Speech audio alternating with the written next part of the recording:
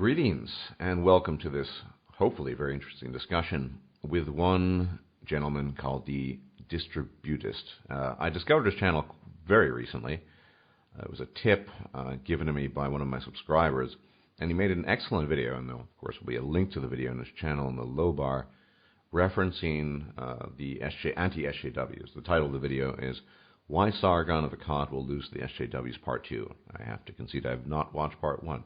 But this particular video is very well done, and he made some excellent points regarding the difficulties ahead if they want to proceed and if they have any goals. So thank you very much for being with me, Mr. Distributist. Yeah, thank you very much, too. I'm glad you liked the video. Yeah.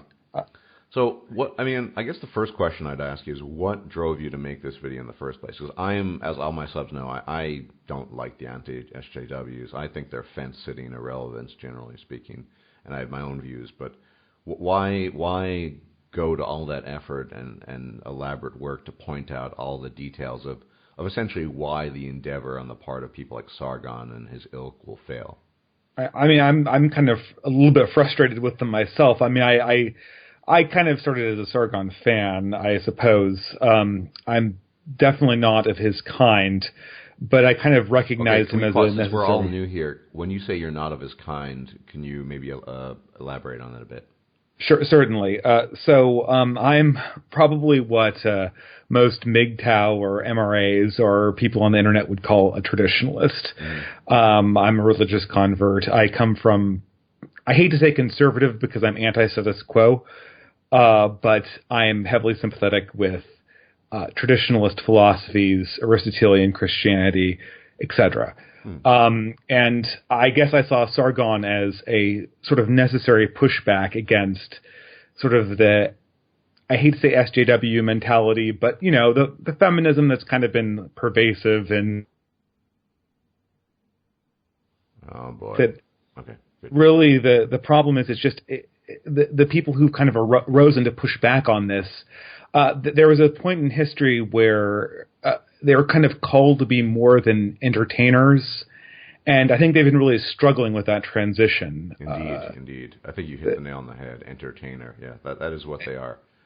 I think the critical thing was between, I think Gamergate was sort of the beginning of the call to be something more than entertainers. Before Gamergate, they were certainly just belly aching about people that they really had no impact on. And Gamergate was, okay, maybe we can make an impact. And I think that we're starting to see the end of that sort of window where they could be politically relevant in a larger context. And I think that overall the project to become something larger has possibly failed and may never have been even possible.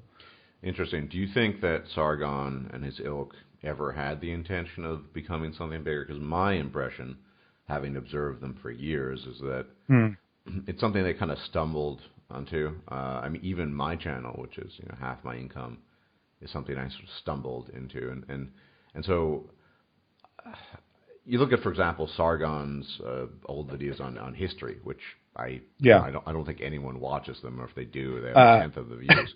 But I watch them because I'm a history tradition nerd. I like history too. I think I watched one or two back in the day. But it's all about economics to some degree, and I'm trying to be generous here by saying to some degree. And so I think they thought, of course, the SJW stuff was stupid, and they thought feminism was stupid, or modern feminism. I don't know how you want to put that.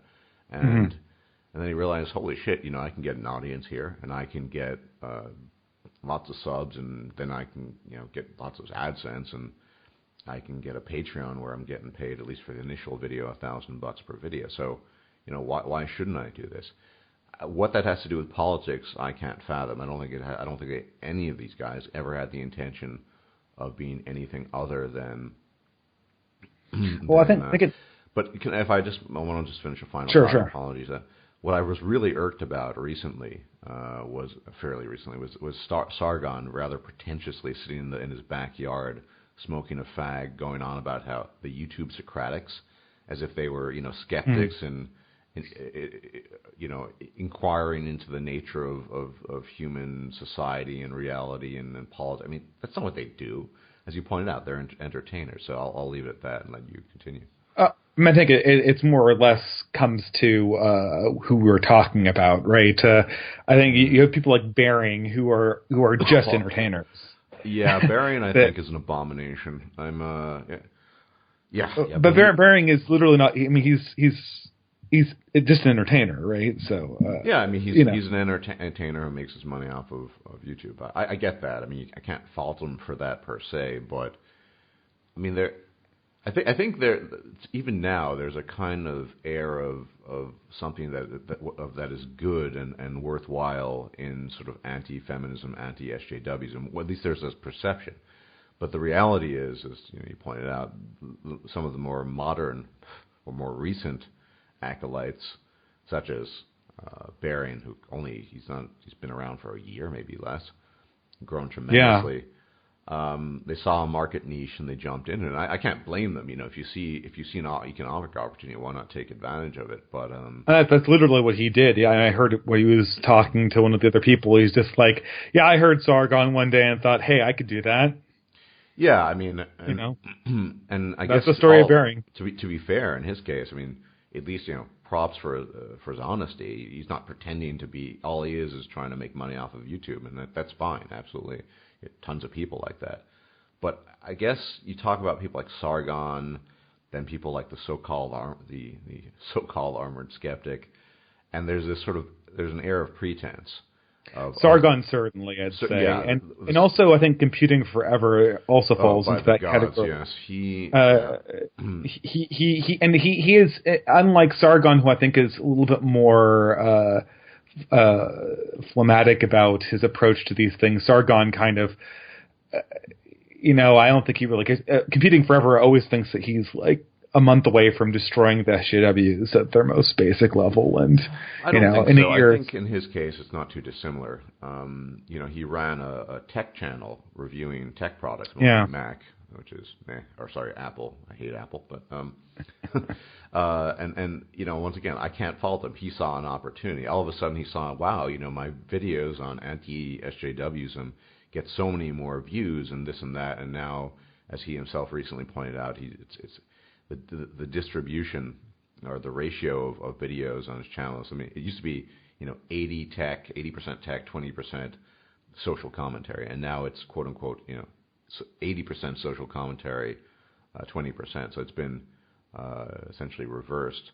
And I think in his case it's not too dissimilar. I mean, he might have. I think he does have legitimate political and ideological opposition. I think he's very much a traditionalist more than Sargon is. I mean, they butted heads, as you know, probably. Yeah, over libertarianism. That seemed like a very contrived controversy, though. I could never really put it together. I think it was contrived, and maybe call me a cynic. A lot of it was to do with views and generate traffic, and people do that. But I do think he has certain convictions, whether they're accurate or not. Sargon, this whole we're Socratic YouTubers, I just thought that was laughable, and maybe that's just an act. Maybe he's a showmanship. But if you actually believe that he's a YouTube Socratic or those of his ilk, then he's completely lost his mind. Frankly speaking, I guess I think the thing is that there's demand to have some kind of pushback against.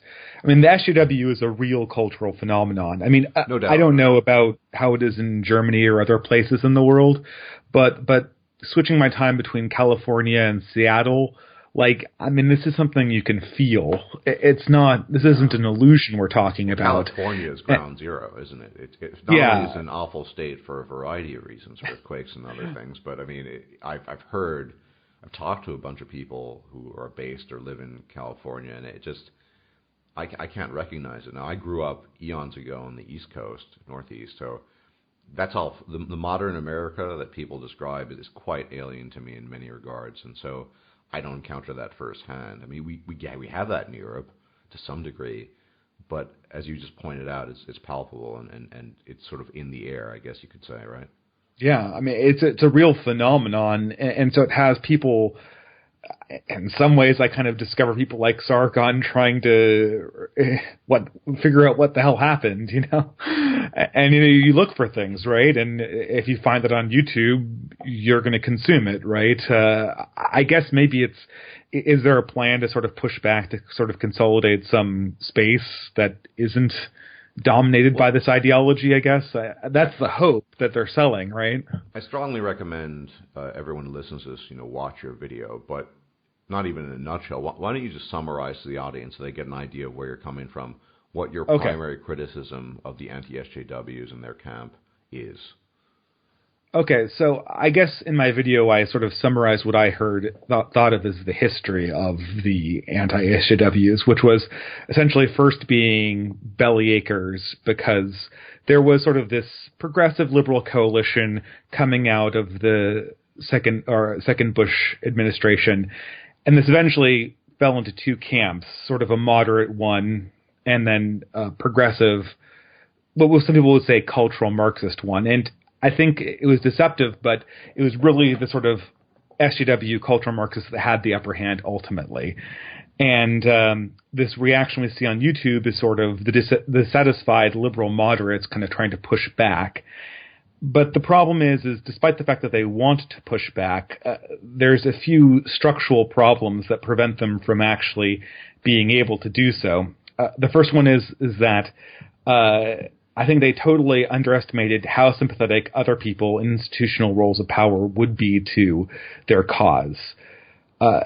There's this assumption that people in the media and education are secretly liberal. And when I mean liberal, I mean not classically liberal, but, believe in sort of like the standard freedom of speech, open society, everyone on equal opportunity. They felt that they could sort of complain to the entertainment and educational institutions and sort of expose the SJW.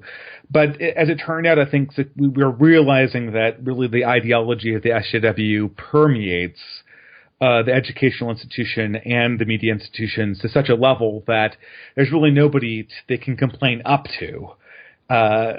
So really all they have is their own little peanut gallery and the odd conservative, neoconservative or National Review type that kind of writes them up in the Weekly Standard. The other problem that sort of comes about is that,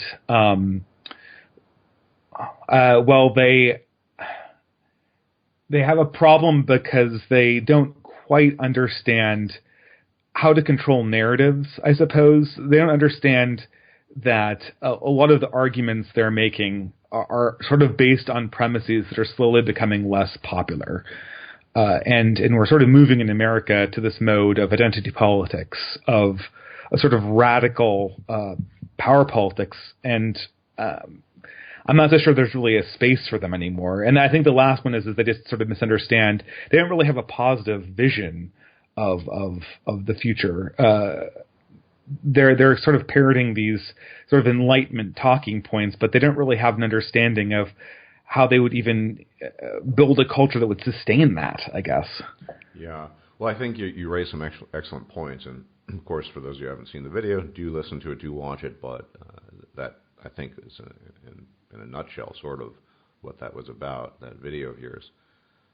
Yeah, I get that feeling, too. I mean, obviously, it's questionable whether or not the public at large ever believed in these sort of lowercase l liberal principles of free speech and free association and blah, blah, blah. I mean, I am pretty skeptical of that claim, but the difference is that regardless of whether the population believed them, previously there were elites that said they believed them and acted. Yes. They paid lip service, and they did things that kind of at least they were forced to go through with some liberal demonstrations, right? And I think that's becoming that's becoming increasingly not necessary, I should say. No, I think, and we all know politics. The politicians are scum, so they just follow the trends. The trend now, as you point out, is sort of rabid identitarianism of various sorts. Whatever, I mean, they're all kinds. I've talked to a lot of people from the alt-right, for example, on my channel. Yes. I guess, obviously the SJWs and identitarians. Then you get, I wouldn't talk to these people. Well, I guess I could, but the BLM folks. I mean, there's so many of these people. It's hard to keep track. But I suppose that's a pretty good. The idea that you're describing. It's kind of like an old professor pitching I guess the usefulness and glories of the typewriter to a modern generation. That people just aren't going to buy it anymore, not when they're computers. And I don't think people, especially now, as you pointed out, in my impression from across the pond, looking in at the United States, I could rant on about generation millennials as well, but I think part of that is actually related to millennials. I think millennials, I always speak, are a disgusting, loathsome bunch. I don't know if you are one. But, I guess I'm on this weird boundary between Gen X and millennials. Right. So I'm definitely Gen X. I was born in the 70s, and observing this, I mean, to my mind, that generation, the millennials, there's no way they could have entertained abstract philosophical principles such as freedom of speech and press and all this nonsense. They're a generation that's not in touch with history. They're inarticulate. They can't write. They can't speak. And they know virtually nothing about the world and its history. So, why I think the identitarian politics, I think, is a very visceral, guttural thing. So they'll just gravitate to something that's almost instinctive, and I think that is in the realm of politics very much identitarian politics. And the real test is going to come when the baby boomers pass from the political scene, right? That's what we're all operating in anticipation of. Our entire political generation is operating in anticipation of when the baby boomers retire, because at the point where it is Generation X and millennials discussing how they're going to indoctrinate the next generation and create the cultural seedbed for a new world, that's a very interesting culture to be part of, right? Do you think millennials actually even entertain that thought? Do you really think they have a plan? I mean, like I said, the millennials strike me as very much, I suppose, very, very sort of Epicurean almost. They just live for the day. They're not aware of all the things you talked about in the video. You struck me as someone who at least is aware of the passings of history. And no, I'm a history buff, so. Yeah, exactly. So, exception noted. But most millennials are just completely out of touch with that. And so... yeah, I agree. That's what's so interesting about it, right? It's so strange, right? Because it almost feels like that some kind of Star Trek episode where you have the society built by the children who, or maybe some kind of Children of the Corn scenario where like everything is sort of twisted because they're totally disconnected from any kind of maturity, and they have this very, or I guess Lord of the Flies would be probably a better, more accessible analogy. Yeah, it's going to be bizarre. It's going to be a bizarre environment to be part of because the millennials haven't really been taught. They've been taught like very, very simple narratives, and not a lot about how to sort of like engage in some kind of critical dialectic, right? Yeah, and not only that, it's also the elites that we're kind of dealing with now. They have a very strange attitude. I'm sorry if I kind of tech out here, but I've talked to a bunch of I hate SJWs. I really hate that word. I wish there was a way to label these people that was a little bit more effective than SJW, because they don't like it, and I don't like calling them it. But I talked to a lot of these. The rabble or the SJW types. I talked to a lot of them, and they have this weird, some of them even who are in positions where they're going to become professors, or these people are going to be teaching philosophy to the next generation. And, of course, like I'm in grad school too, but I talked to a lot of people because of that who are going to be like teaching law. And they had this bizarre, what I call angelism, like this perspective as if you're watching your own life as a third party, like bizarrely uninvested in in like anything, I guess. And it's kind of strange. I'm not so sure what to make of it, I suppose. My impression as an outsider these days in the United States, observing them, is that well, I hate to use it. It's so cliche, but so rebels without a cause. They rebel against things. They support things. They don't really understand the meaning behind it. I mean, Rebel Media had this joke where they visited a Canadian campus, and the guy, obviously he was being a bit shifty, but he said, "Well, would you help support the abolition of women's suffrage?" And then you might have seen that, I don't know. And then the women said, "Well, suffering is terrible." So they didn't even know what that meant.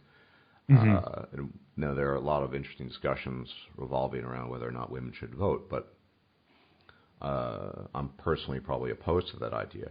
But that is, women voting. However, it just showed you that here we have these people who are allegedly educated people, right? They're at a university campus, signing something, getting rid of women's right to vote effectively. I mean, at least theoretically, and it just really, I don't know, struck me as this is sort of symbolic of the generation. They don't. Most of them, obviously, there are always going to be exceptions, but they're just not aware of any of this stuff in the background. So I have some theories about this. So I kind of had a childhood where I kind of oscillated between, Catholic school and public school, and I kind of noticed some differences. And I think in Catholic schools, arguably, it's basically a time lapse. It's like you're seeing what schools were like 10 years, public schools were like 10 years before, because the social changes are slower to come to the Catholic schools. And it's intentional, obviously. Some Catholic schools are purely traditional, and you'll get like the 1960s, 1950s education. But for the most part, they're just sort of time-lapsed.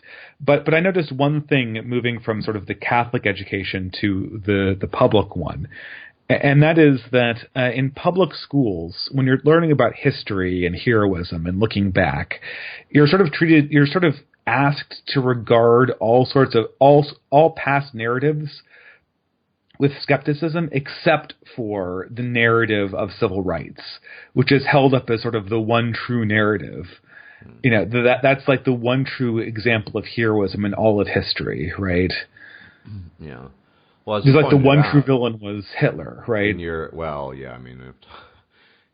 So people are constantly trying to superimpose a civil rights struggle on whatever situation. We have a situation, who's the oppressed, who is the civil rights leader. That narrative then rules, and no further discussion needs to go on. Well, I think I take a more, evolutionary perspective there. I think a lot of this worry and concern springs forth from living in an incredibly comfortable environment. I know myself is probably tired of me saying this, but you have all the comforts in the world. You have no danger. You have no existential threat.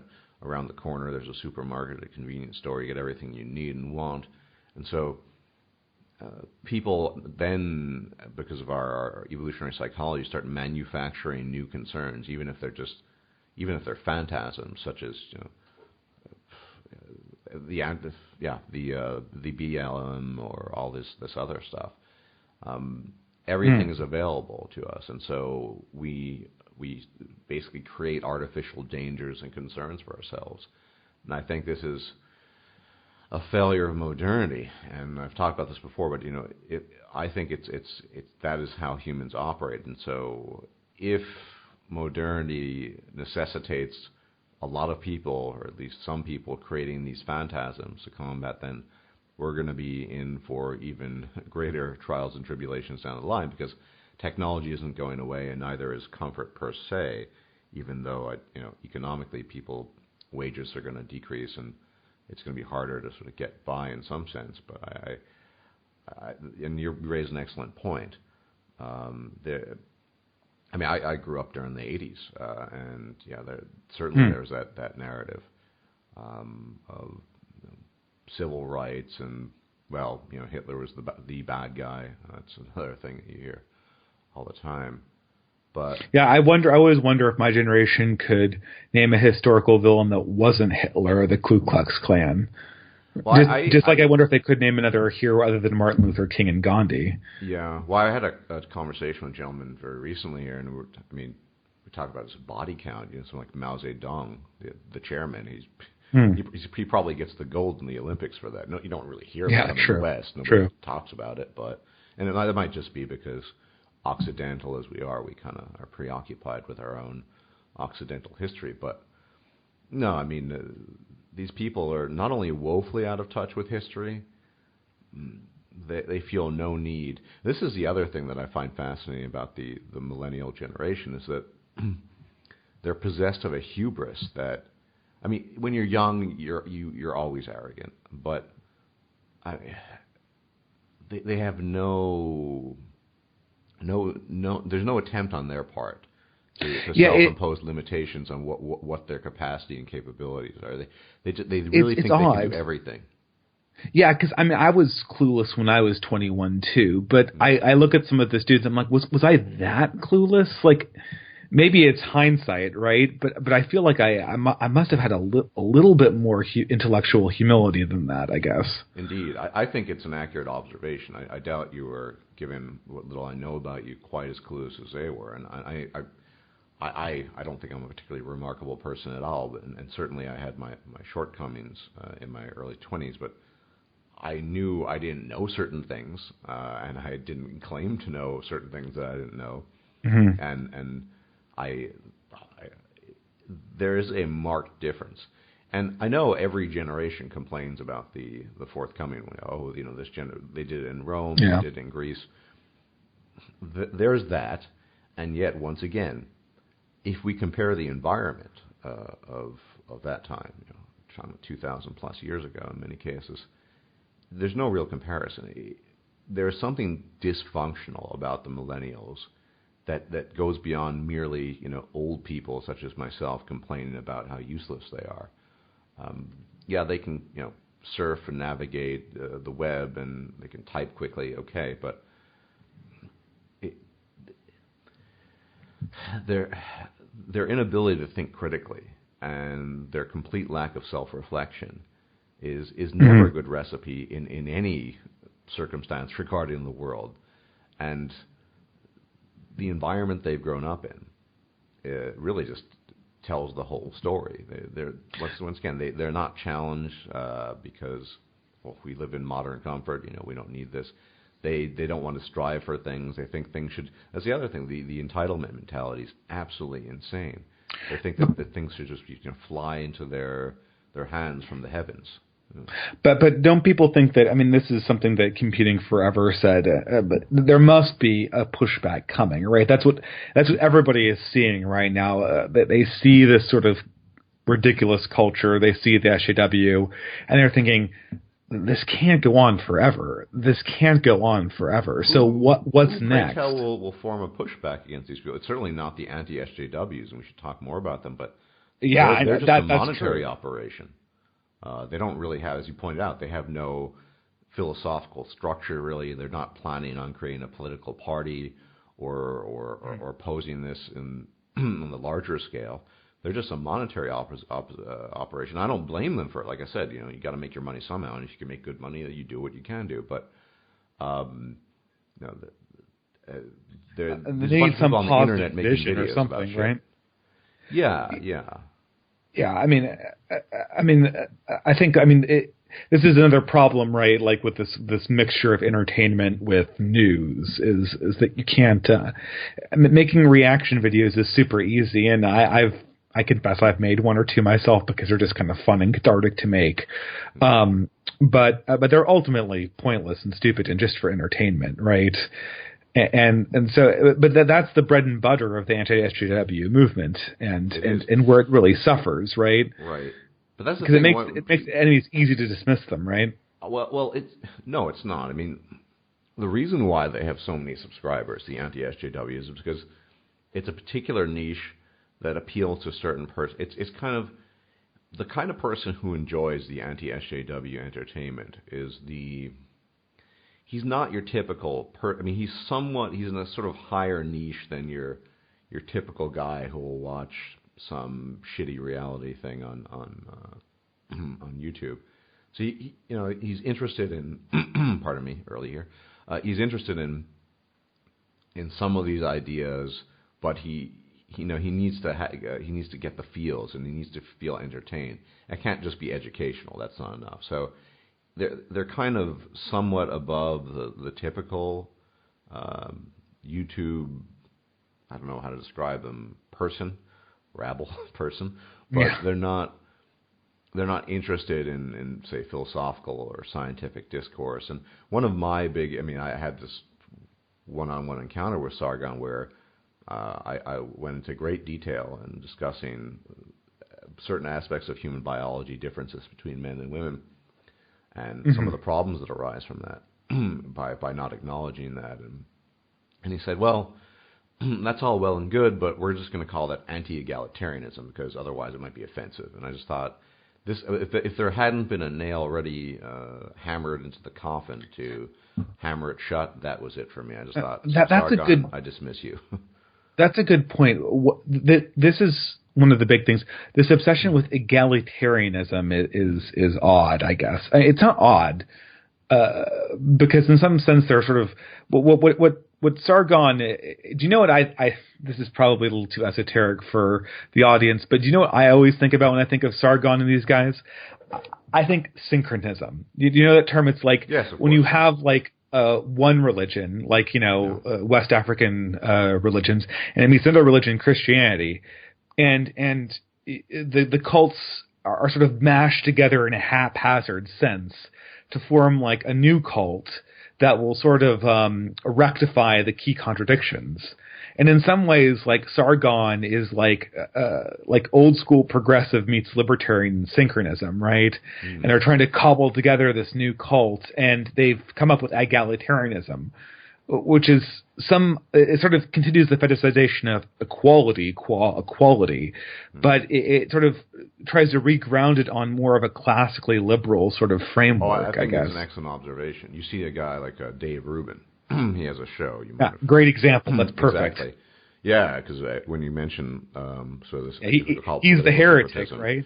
Yeah, he's political. Let's just call it neologism, fully attributed to you, but political syncretism. That he's the embodiment of that. A guy who was formerly left of center, sort of mid left of center. I don't know, but certainly left. He was one of the Young Turks, right?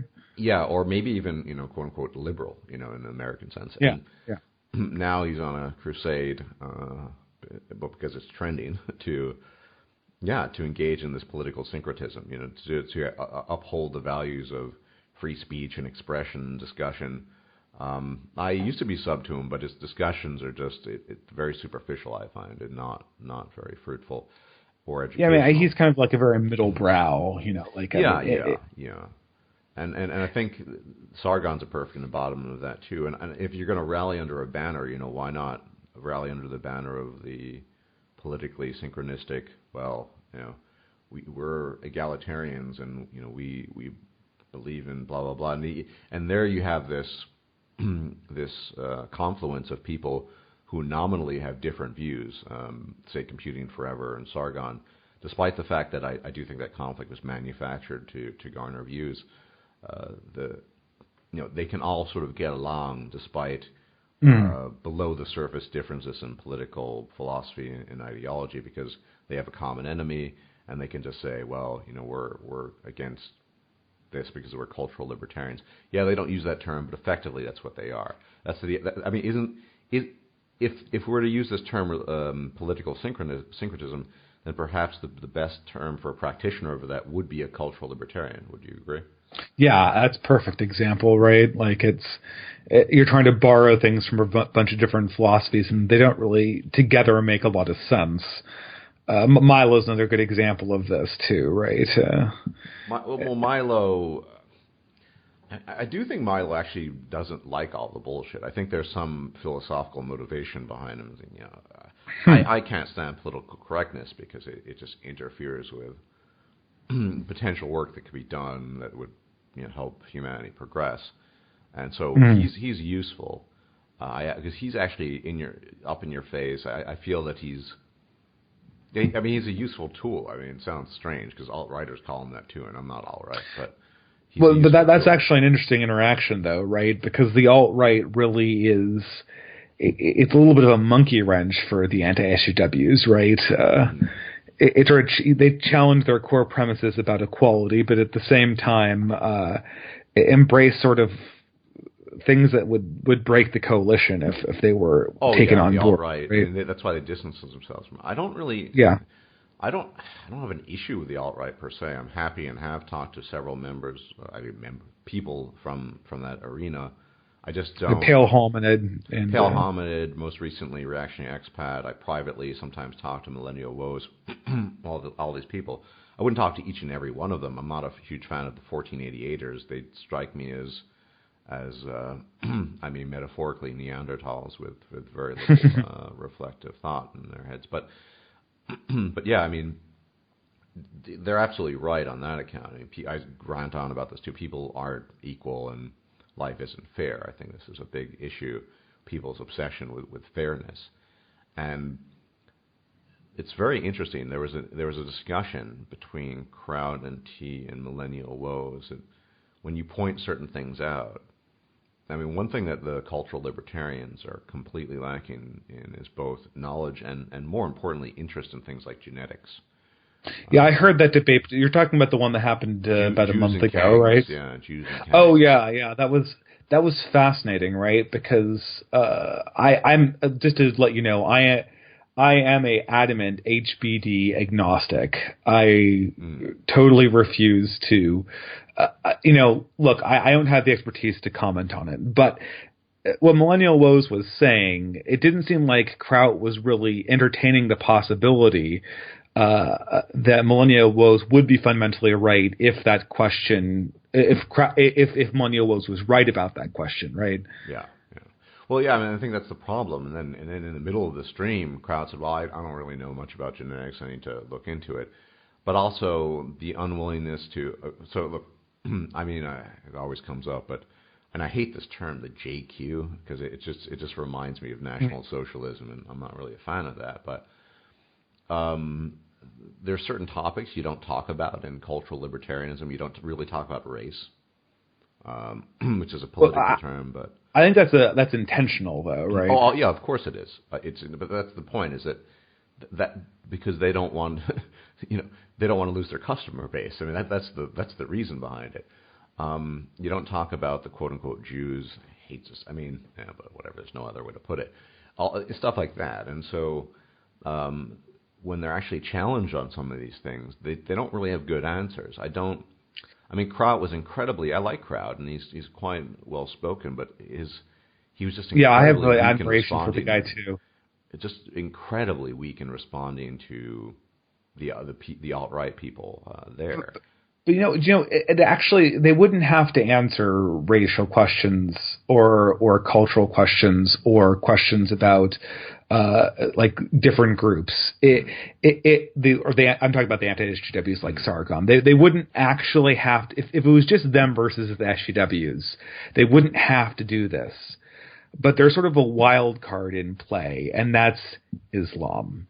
Right. Yeah. That's what forces these questions. Right. There's a reason why Kraut and T had to eventually engage with people like Millennial Woes, and that's because Kraut and T is concerned with Islam. And the problem is that it just at this point it starts looking fundamentally dishonest to not acknowledge that something is going on that doesn't neatly fit inside the liberal narrative in Europe right now.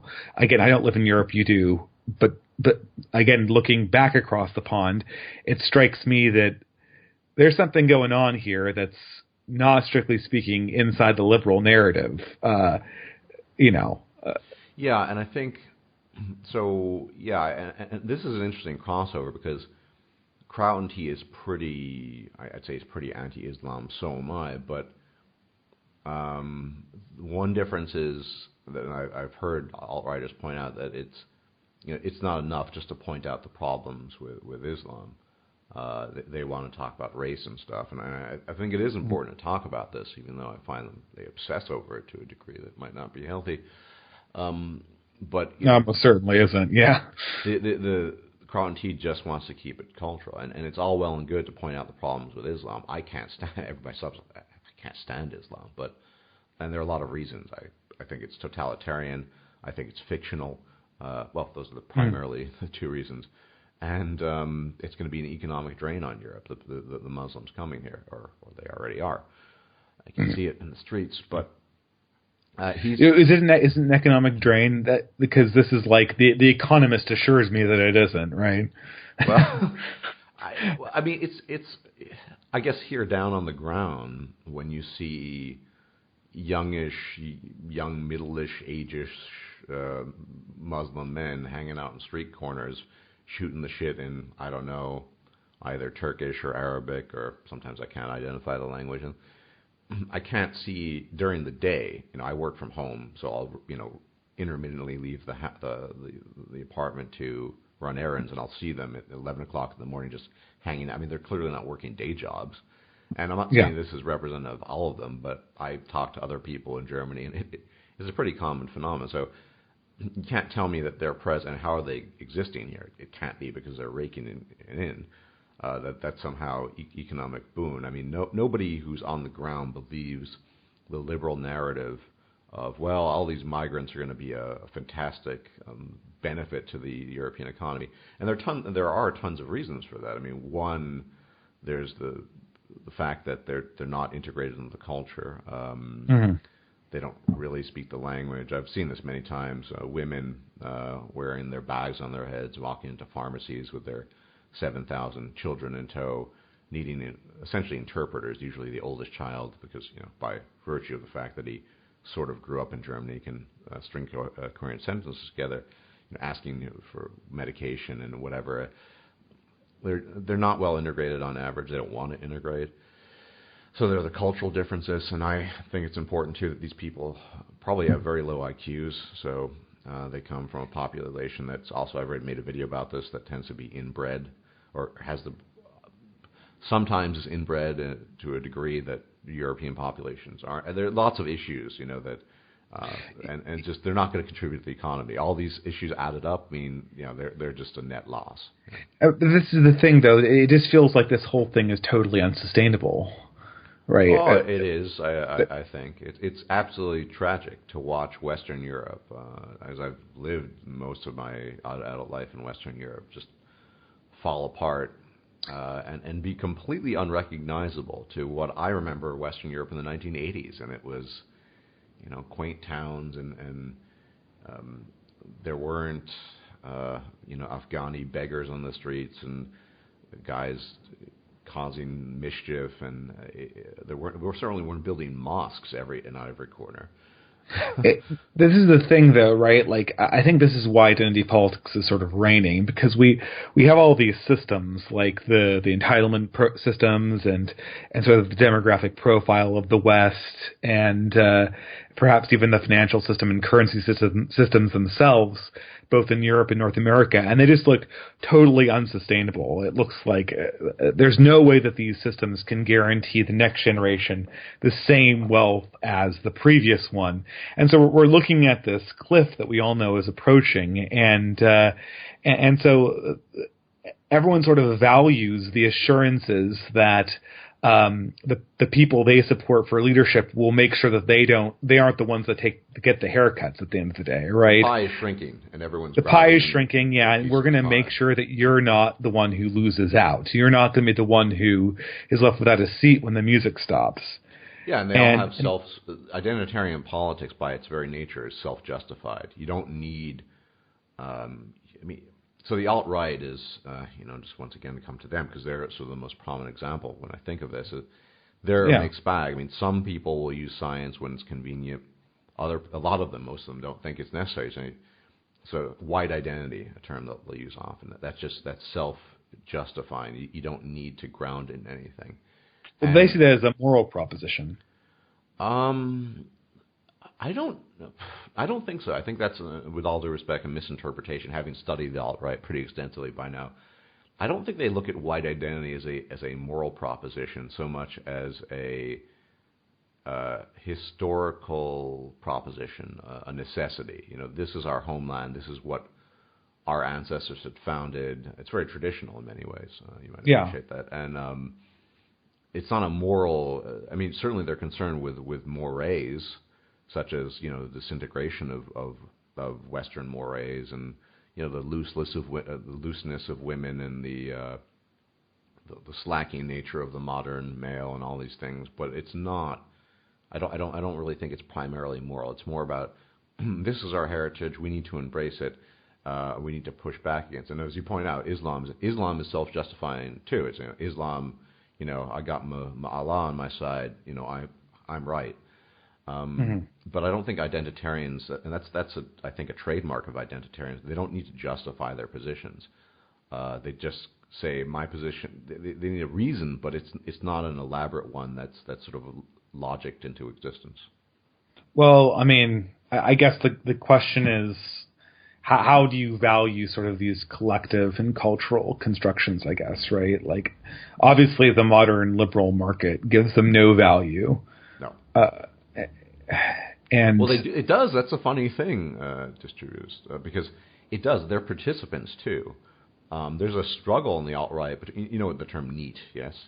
Yeah, I've heard that. So you know the modern NEET, and there's a call within the alt-right to, you know, get these young men who are effectively NEETs off their feet, you know, beyond forums to merely complain, and, you know, seed the earth with white seed, and be productive citizens for white civilization and what have you. So, that's their goal, yeah. Whether they can accomplish that. Well, but my point is that many of the alt-right is a young thing, so a lot of the young guys are as much participants, and if you want to use the term victims of modernity, than anyone else. And their participation in the alt-right is more just a sort of a bitching and moaning fest, you know, hanging out in forums and talking about the Hindus and the Jews. So I think everyone has been affected by this. I point this out to my friends all the time, and I loathe it about myself, but I used to read so much more in the 80s and 90s. I read so much more. And one of my vices, of course, is that I'm a gamer. And it definitely distracts from things that could be, quote unquote, more productive. But I think we're all sort of, I don't use the word victims, we've all been affected by that, right? By modernity. Yeah. No matter whatever our values might be. It's just that with Islam looming on the horizon, some people.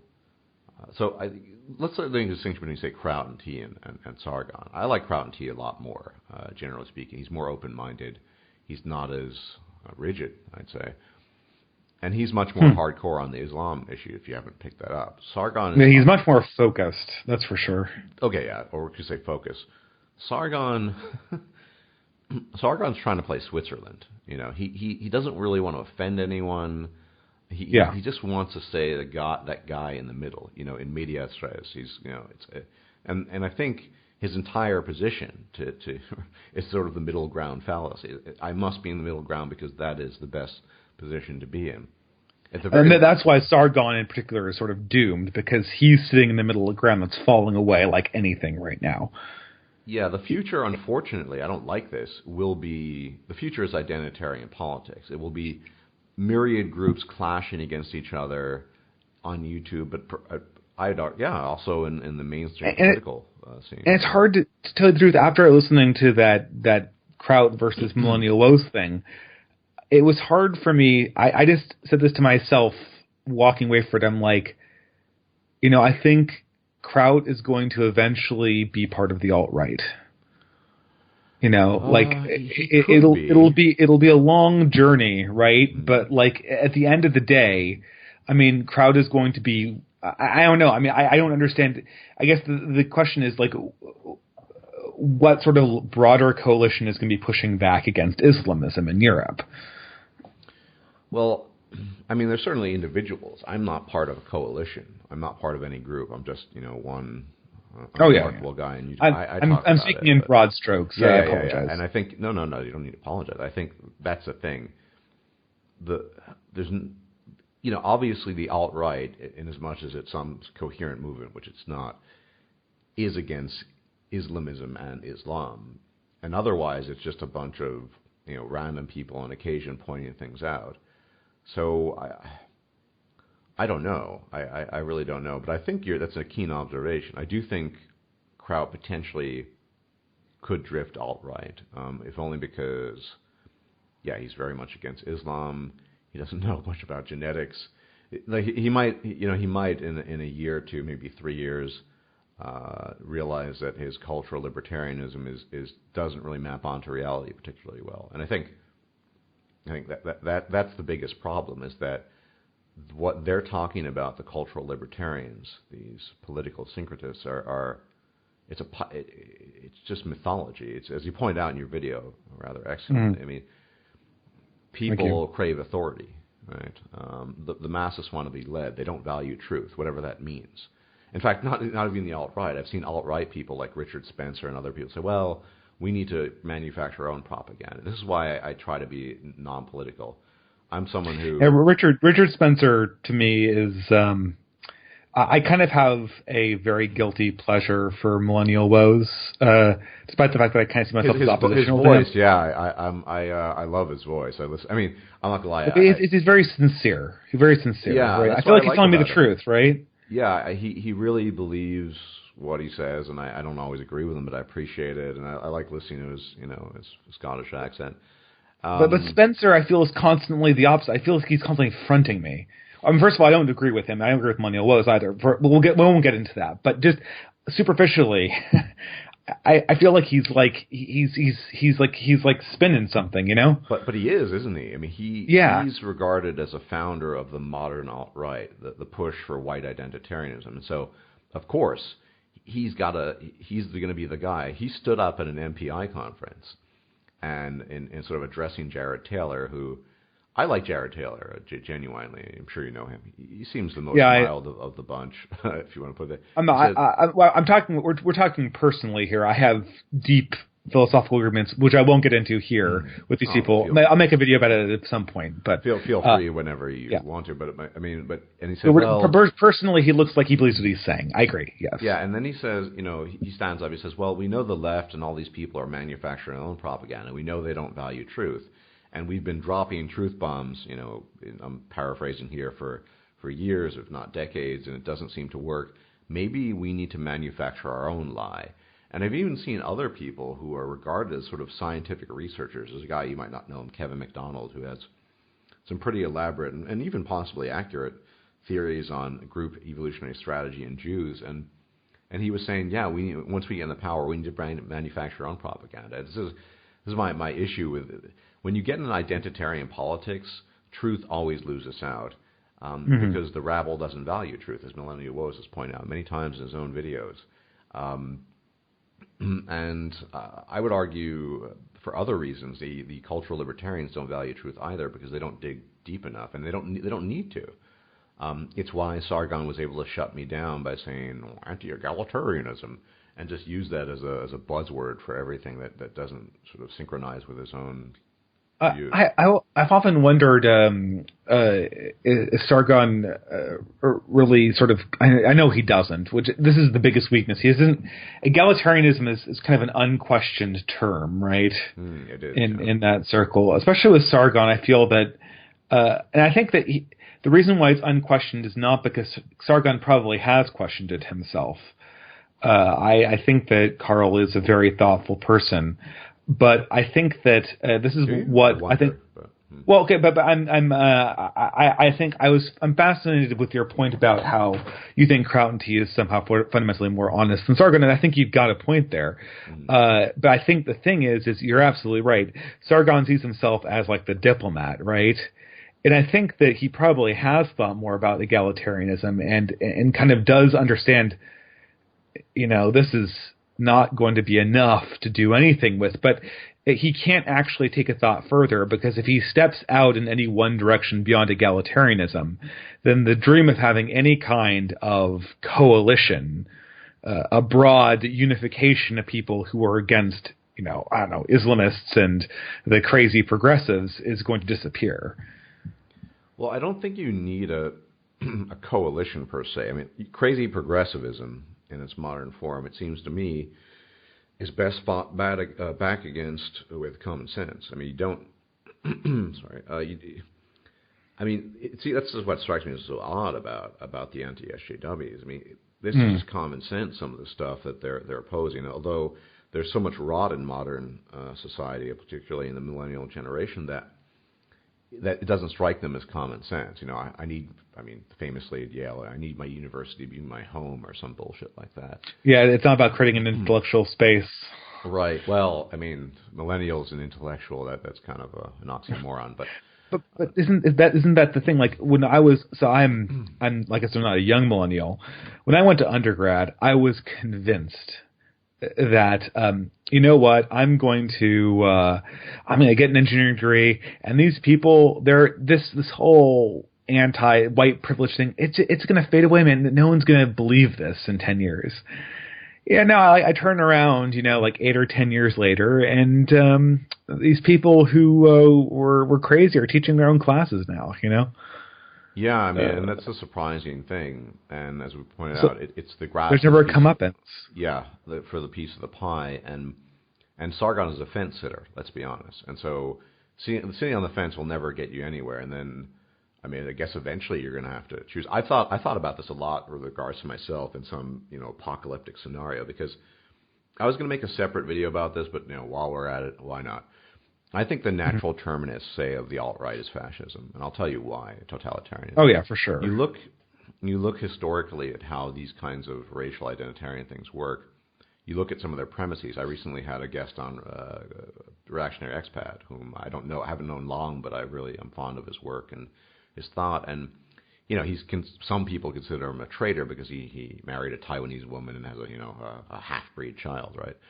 And in order to get the worldview, even though in personal conversations, Woese has expressed his distaste for totalitarian-style governments and approaches, the fact of the matter is, to get to that endpoint, that terminus, to impose a worldview where you're going to have just let's say this is even possible, an all-white nation or subsection of the nation, no race mixing. No group, group X can't be here, or some specific percentage. How are you going to accomplish that other than through some totalitarian means? So even the people who are not, advocating directly for fascism or totalitarianism, and some of them do, mind you, that's the terminus. That's where it's going to end if they were ever getting the power. And then I have to think sometimes, I've struggled with this. What would I do in a situation like that? For one, I would be a political dissident. They pointed themselves out, Kevin MacDonald, that this is, of course, a fascinating political thing that always seems to happen, that whoever is in power, they're the ones who oppose free speech. So back in the 50s and in the early 60s, when liberals and leftists were being labeled commies, well, then it was important to maintain the First Amendment, what have you. And now the roles were reversed. And I don't think it would be any different for the alt-right or fascistic power. I mean, I probably would be put to death for, being a political dissident or being, non-great Aryan stock or whatever. I don't know. But so in a situation like that, I think maybe, and they pointed this out to me, at some point in time you have to make a choice. You have to choose sides.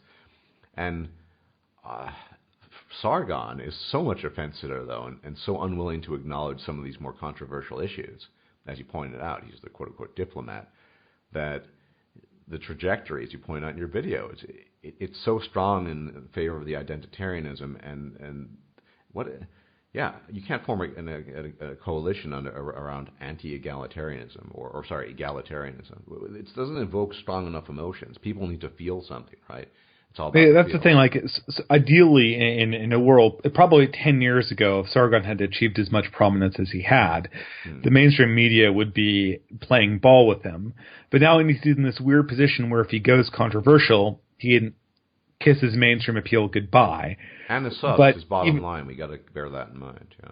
Well, yeah, there's this sort of what's called like the sophomore slump, right, where you've accumulated all this wealth, and suddenly the amount of losses you could take for doing something new and weird exceed any possibility of a gain, right? So Sargon is just not going to put on. I mean, maybe he could get like 200,000 more subscribers, right? But then he'll max it, right? Because there's not more than 1 million people on YouTube who want to hear about even middlebrow ideas. Yeah. Well, I mean, look, so he can't really gain very much, but he can lose a lot. Yeah, I think that's a very accurate way of putting it. You know, if he veers too far in whichever direction, decides to talk about something less than sort of standard, he could lose a lot. And yet, I'm beginning to see, and I predicted this a while back, a shift away. I mean, you pointed out sort of the new atheism stuff. It used to be sort of anti-theism, blah blah blah. Yeah. And people transition from that. Now they're anti-SJW. Now it's going into something else. We're getting into a sort of we're moving to a vicious era of different identitarians combating each other, and I don't see a place for. So I mean, he can probably keep this up for a while, and you know, those aligned with him or his ilk, and people will still be entertained. But there is a hard cap. He's not PewDiePie or BuzzFeed. But if he steps too far out of that, he could lose a lot. I think that's another reason why I think Kraut and T is probably more honest and could eventually go outright. You never know. Is that Kraut and T is still young. His channel is blown up tremendously. There's no doubt about that. He gained his prominence a lot faster than Sargon did. He did, and so he's more malleable, I think, and more willing to entertain. He's willing to sit down, say, with hardcore white identitarians, alt-right people, and discuss the Jews. Right? That's not something that I mean, Sargon sort of had a podcast with Millennial Woes. It was over 4 hours. I couldn't sit through it. It was terrible, but. Yeah, that was a pretty anticlimactic discussion because Sargon would never really. It felt like they were talking past each other. Indeed. Yeah. But that's the problem. I had that feeling every time I've had a conversation with Sargon about anything even mildly controversial. That's what happens. It feels. Yeah, we're just sort of talking past each other. He doesn't want to, like I said, he wants to sit up on his fence. He doesn't want to drop, and I don't blame him. Like I said, he's got a good thing going. He's got a wife. He's got 1.5 children. I get that.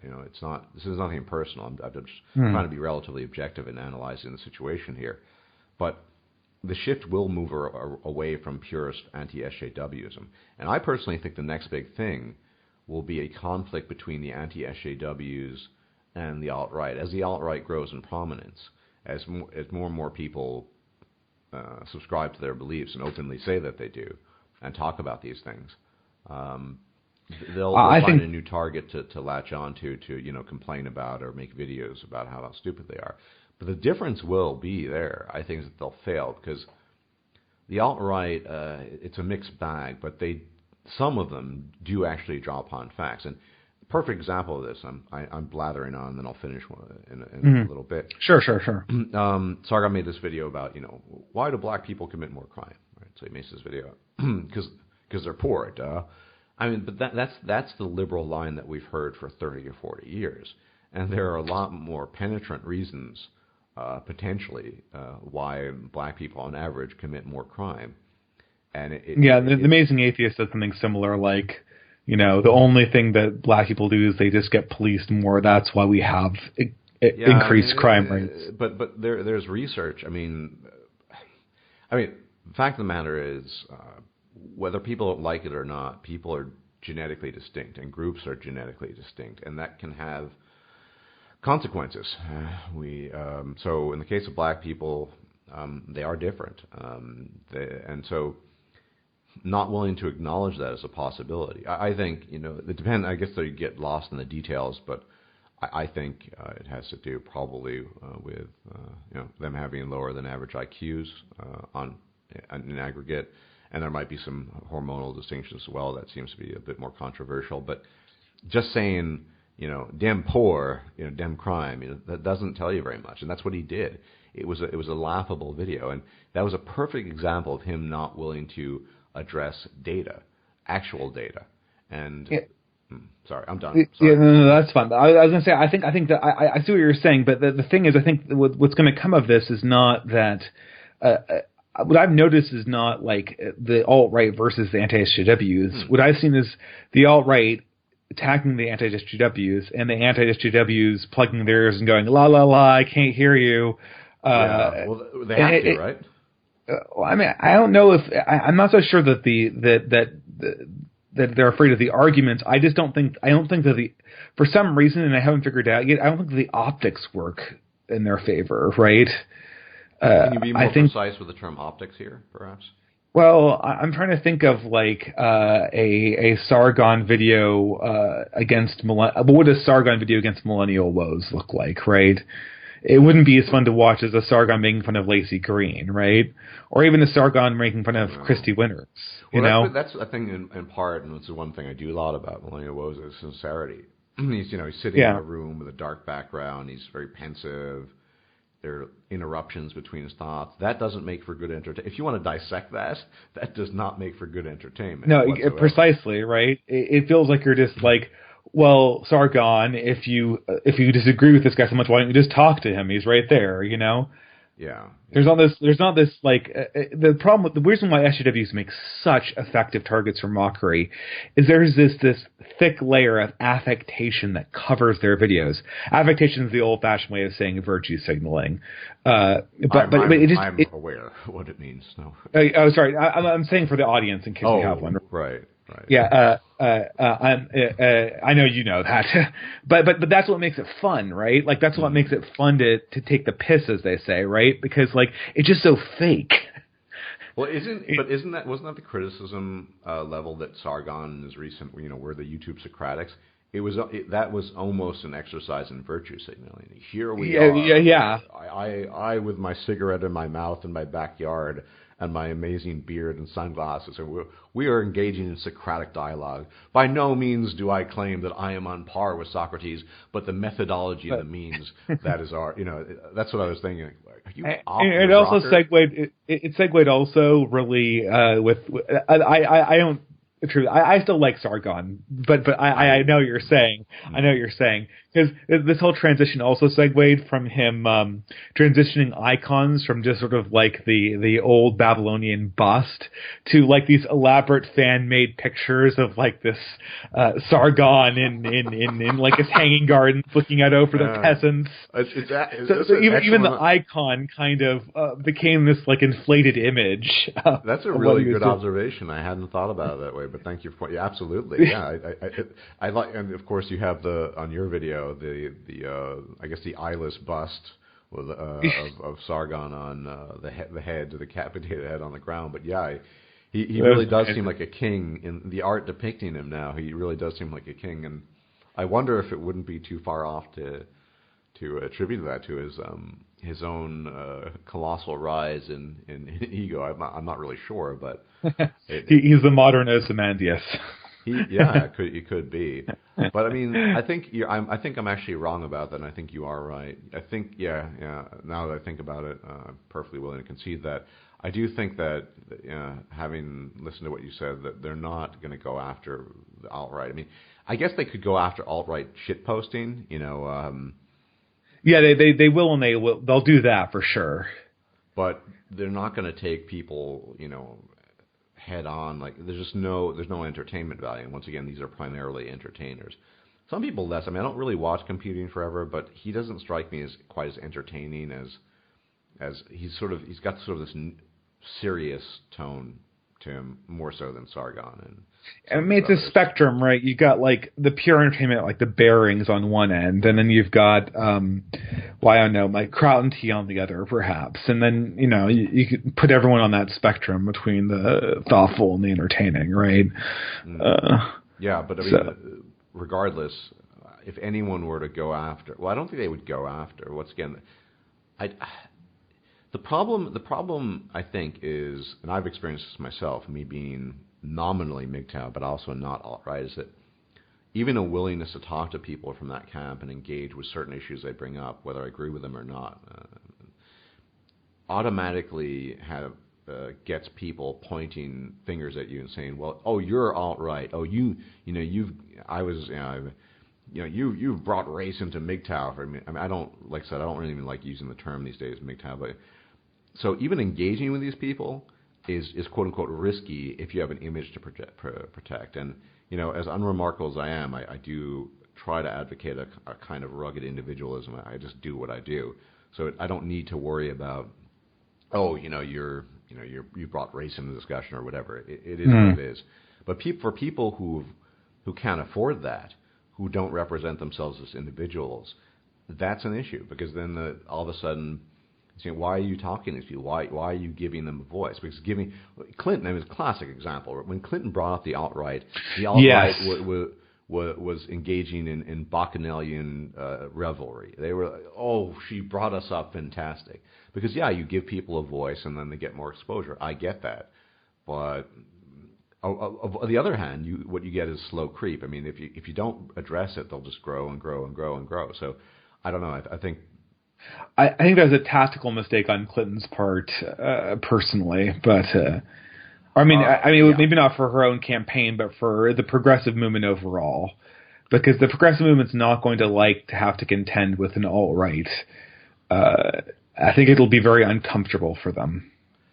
Yeah, I mean, I don't really know these days what. You have as you pointed out, the egalitarians or the cultural libertarians, and then I don't know what they represent. They represent some.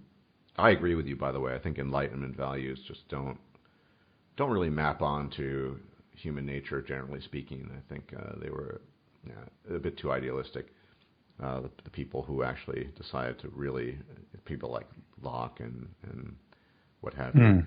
But and that's a separate discussion. But we'll have to visit that some other time. But keep on going. Yeah, but so I'm just thinking that.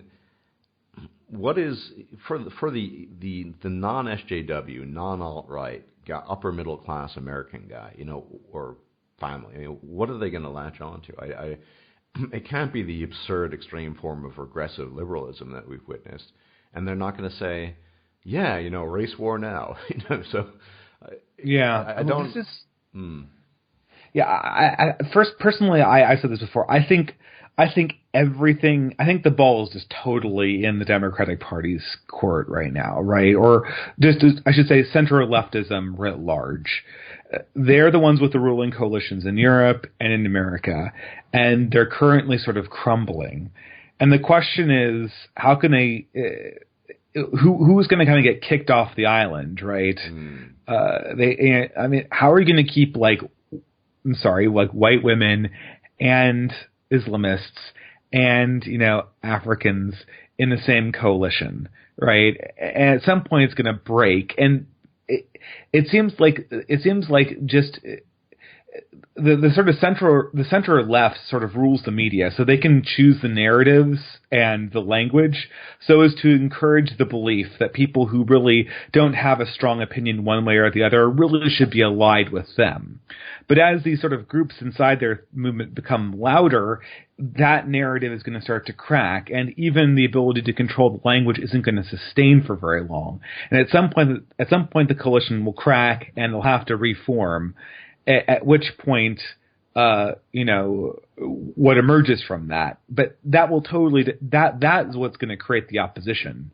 Not like which groups kind of get left out is going to create the opposition, not anything that is done on the right, in my opinion. Yeah, and then I guess. For instance, I say this. If, for instance, I don't know, this obviously is not how it happens, right? People don't decide, I think we're just going to, kick white women out of our coalition, right? But if some political events transpire, say after the Hillary Clinton administration, such that let's say, for instance, that a series of Cologne-like attacks happen in Europe and the United States, the media can't spin it, they lose control of the narrative, and it suddenly becomes apparent that not only are there large rape gangs in Europe, but the media covered for it and has been covering for it extensively. At that point, the liberal coalition has a decision whether to sort of take Islam's side or to take the side of sort of the coalition broadly representing most mainstream women. And if they decide for the Islamists, then you have a large amount of women who are just going to be out of the coalition like that, right? Mm-hmm. And at that point, if that happens, then the alt-right immediately becomes that much more powerful.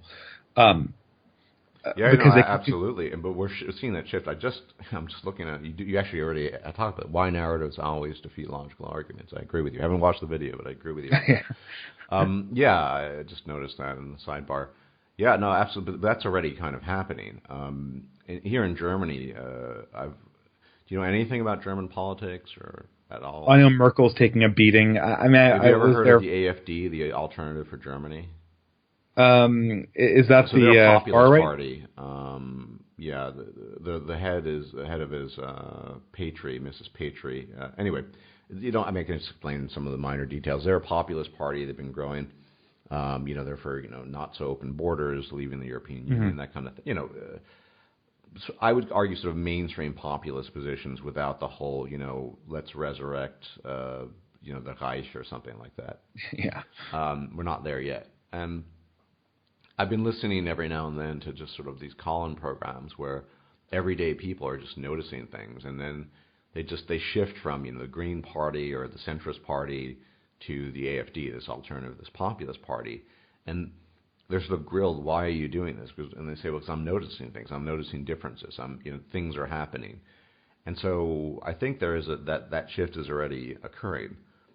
People, everyday German people who see crimes committed or just the levels of safety go down. You get this a lot with the people, the so-called volunteers who worked with the refugees, where these people aren't just people in want; they're criminals. Oftentimes they're violent, they're hostile, and then they have their minds changed and they completely shift.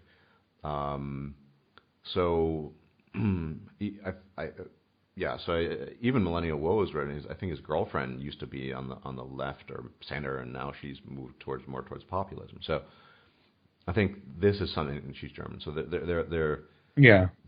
there's that natural evolution when you see things happen. I used to not. I think 2 or 3 years ago, I didn't talk too much about Islam per se, but then I just noticed in my city everything changing. I guess I started paying attention, and for 5+ years now they've been building this hideous mosque. But then the events started happening, and I'm a kind of a history buff too, and I'm probably going to make a video about this. But I know somewhat about the early history, something about the early history of Islam, and just I couldn't not mention it or talk about it anymore. Sometimes things are so compelling that, and by that, you feel compulsion to talk about them. And I think that's happening on the ground for people joining parties as well. This just tells too much of a story, right? This is, I work at a lab with a lot of, I'm like the only white person in my grad program, pretty much. Let me guess, everyone else is East Asian or Indian. And then there's a few Persians and some other people, but not many black people.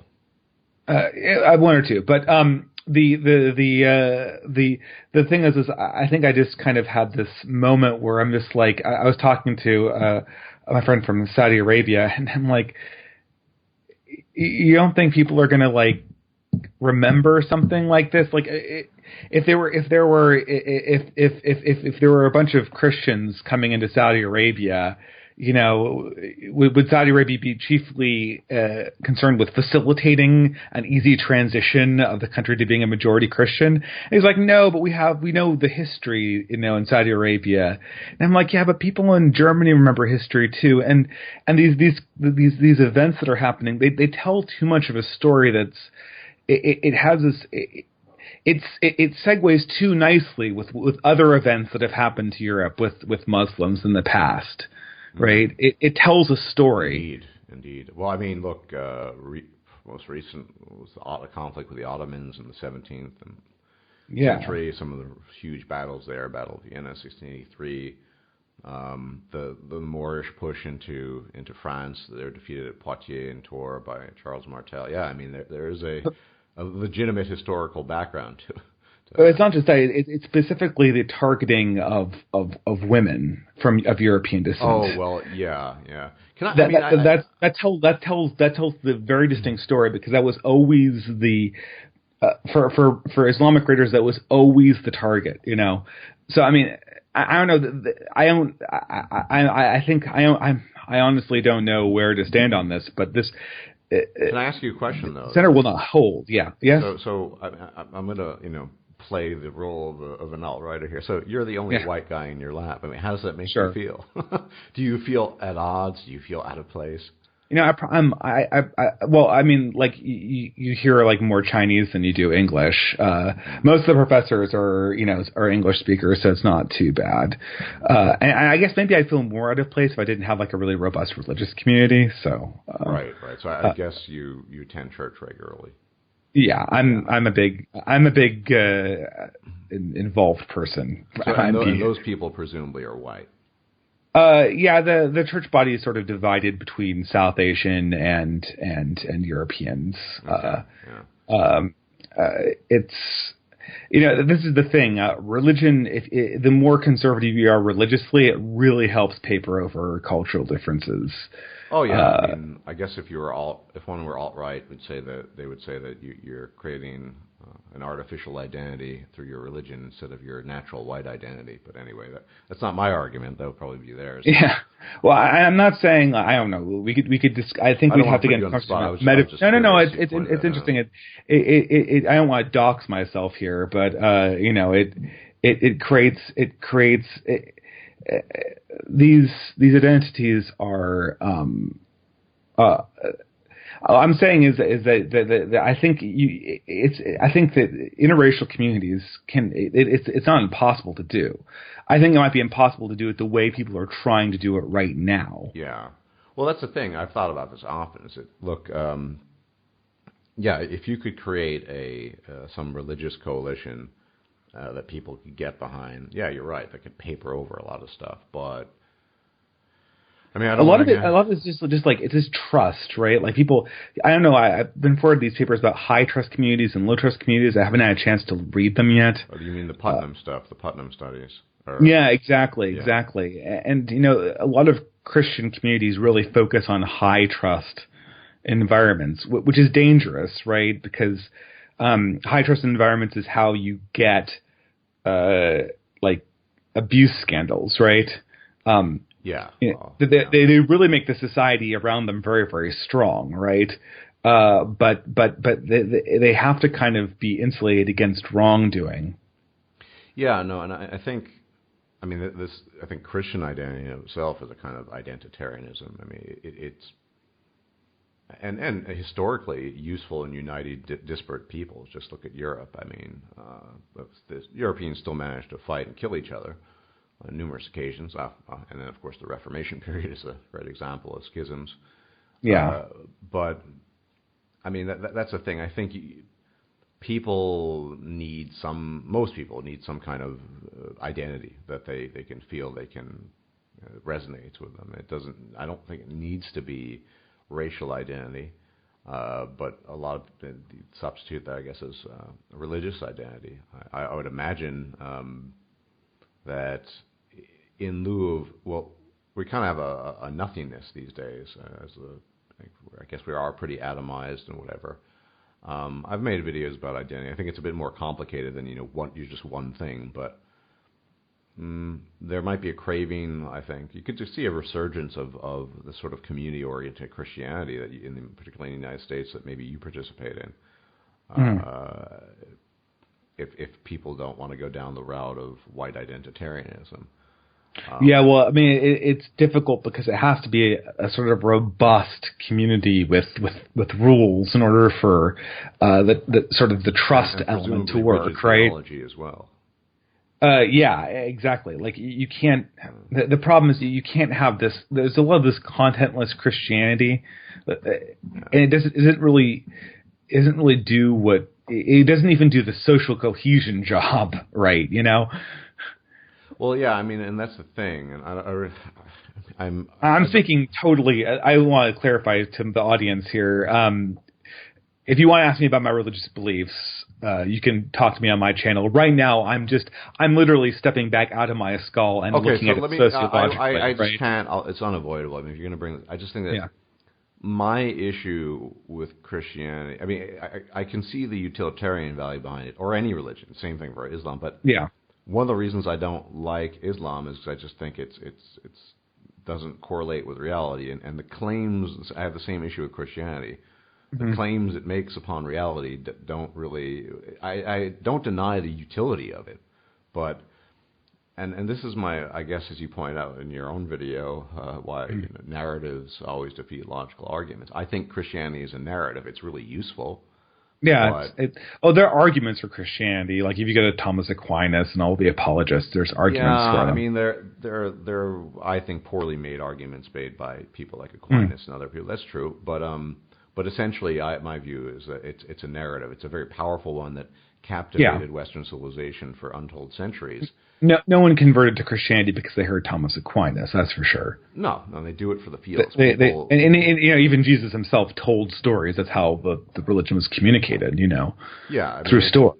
It's a religion based on feeling and I mean, I guess salvation, if you want to use the term. People, at the essence, like all primary level beliefs are sort of feelings, right? I mean, we have premises that we just take, and then we build logical arguments from those premises. But if we're talking about sort of like the foundational first steps, they're pre-logical in that sense. Most people operate along those ways. I do my best to go against that myself. I think it's a very negative and destructive quality of human beings. Whatever it might be, the willingness to wallow and indulge in feeling as a primary absolute, as your raison d'être, as your motivator to do things, where everything comes after the feelings, but you need the feelings first. I mean, it's a criticism I have as humanity. But wouldn't I mean? I think there would be difference. But if I said that, like, I believe this to be truly valuable, like something, like I believe humanity is truly valuable, and that could be an emotion on my part, right? It literally couldn't about humanity. I mean, I think you need to. But you could say that about anything, right? You could say that about anything, well, right? Of course, and you should. You can't. I mean, you can, of course, make a statement. But then you can't. How do you motivate yourself to do anything if any statement of value can then immediately be questioned? Well, you can question a value statement, dissect it, find the value within the statement, subtract the things without value, and then say, "Aha, these are the values." Well, how do you find a true value? Well, it really depends. So you look at humanity. My own view. So we have lots of flaws. We're pretty hideous as far as our intellectual capacities go, but there is potential there. Every now and then there are luminaries who pave the way, the Alan Turings, the John von Neumanns, who do amazing things, and they push humanity forward. But aren't we presupposing a value in all of this? Push forward, true luminaries. It seems like we're smuggling values back into a discussion of humanity. Okay. Yeah, I mean, I guess there is a presupposition there in that it's better to have an advanced civilization than being hunter-gatherers around the campfire. I mean, that is a value judgment. But I mean, I suppose you could say, well, in the universe, nothing matters. So yeah, it's a value judgment. But I think it's one that most people you could view the course of history and all the destruction that humanity has wrought and the conflicts and say, well, we could go back to a state of, say, 40,000 years ago where we're just a bunch of primitives killing each other and raping and pillaging and looting, or we could move forward in a different direction. It might be a value judgment, I suppose, but it certainly has the semblance of being objectively better than a society that is just quite literally stuck in stagnation. You see what I mean? We had millennia elapse for human beings where almost no progress was made whatsoever, and that might be okay. Well, you mean like the you mean like hunter and gatherer to like I guess. Pretty much up until Mesopotamian civilization. I mean, there were some, but I mean, we're talking about centuries passing with no innovation in tools and weapons, just always. I still don't see how this gets us to calculus of values. I mean, we're going back to telling a story about how some areas of history were good and some of them were bad. But the problem is, at any point when you identify a value, I could immediately try to chop it up into its constituent parts and question why you believe those constituent parts. And I mean, I think when we talk about people like, oh, well, they're wallowing in emotion and they don't know how to make logical arguments. To me. I'm going to float this here. To me, there's a difference between people who base their lives around logic and people who sort of wallow in emotion, and it's not really having to do with the fact that I have some kind of pre-logical and pre-evidentiary basis or axiom that I have to build up from. I think everyone has to do that. The thing is, the difference between me and someone who might do that is consistency. It's the fact that I've embraced this principle and I'll follow it even when it stops feeling good. Okay, so the principle will apply. I get the sense that a lot of people they'll embrace a principle and they're like, okay, well, but now I don't feel good believing this, so I'm going to discard this belief. And I think that's the key distinction between sort of rationalistic philosophies and emotional ones. Well, I know I try, at least in my own life. I mean, it's not about what makes me feel good so much as what is ascertainable to be accurate or not. So if I have a belief that isn't accurate, I want to get rid of it. I don't want to be possessed of a belief that doesn't map onto reality particularly well. No, sure. And yeah, I mean, that's for sure. Right. I think that's I mean, I guess it's a value judgment, but your Christianity notwithstanding, I don't think your average person is motivated by visceral emotion. Yes. They don't, certainly don't, as you point out, they don't care about logical arguments. Politics is not won by logic and reason. So I don't know how we got on this topic, actually. But. No. We're just talking. So I think we got on this topic because I was adding a clarification that in this conversation I've taken this very, very third-party stance where I'm literally like grabbing my religion sociologically, which I can do, right? Well, just like I could discuss science sociologically. A lot of the field, I've read some studies of Christianity in the United States, is its community focus. I mean, it's less about the metaphysics of salvation and more about, well, I guess there is that, but it's more about people coming together and as a community, and people that being just not very available, I think, to most people in modernity these days, because look around. I mean, we're atomized, we're all separated. But I mean, getting back, we've kind of. Yeah, so I mean, but getting back to I think what I guess what we were talking about is that we'll have to table the metaphysics discussion, but just to keep this on, that you're right. You can paper over other differences such as race or ethnicity by unifying under a common cause, I guess, but I mean I guess, we were talking about values, but is that a good step forward? So let's say that... I really want to live in a high-trust society. Right. Okay, so understandable. So let's say, for the sake of argument, because I don't want to engage in a debate about the veracity of Christianity, but let's say that Christianity... No, I don't think we're engaged here in a metaphysics conversation, so we'll just talk about it sociologically. Okay, so let's just say and I'm going to suspend my role as a believer and just talk about it sociologically. It's factually incorrect. But it's so valuable that we could create a mass high-trust society in the United States. But to do so would mean we'd have to get rid of teaching evolution, all these things that are nominally oppositional to Christianity. Would it be worth doing that? I don't know how evolution is the crux here, but well, I don't know. I mean, why would I guess the question is, the high trust society comes from teaching values, not from teaching facts, right? Right, well, so. Okay. The teaching would have to be on the value level, not really on the factual historical level, I suppose. But we've seen time and again that the emphasis on values comes then into, well, a conflict with facts. I mean, there was you've sure heard of the Dover, Pennsylvania, I think it was in Dover, trial where they tried to slip in intelligent design into the classroom. Yeah, I've heard about that. But motivated, not fact motivated. Oh yeah, I'm sure, but that absolutely is the case. But I don't think, for instance, the precipitous decline in Christianity in this country. There's a little bit of a dip in the late 19th century in Christianity that was probably due exclusively to evolutionary concepts becoming known. Right? I believe in evolution, even though I'm an Orthodox Christian, but that's not unusual. But that's neither here nor there.